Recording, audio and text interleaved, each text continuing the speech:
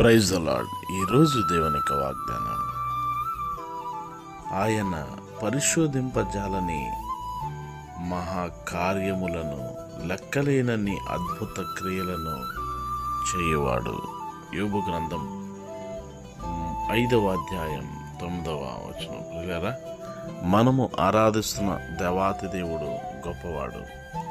ఆయన మనము పరిశోధింపజాలని మహా కార్యములను చేసే దేవుడు.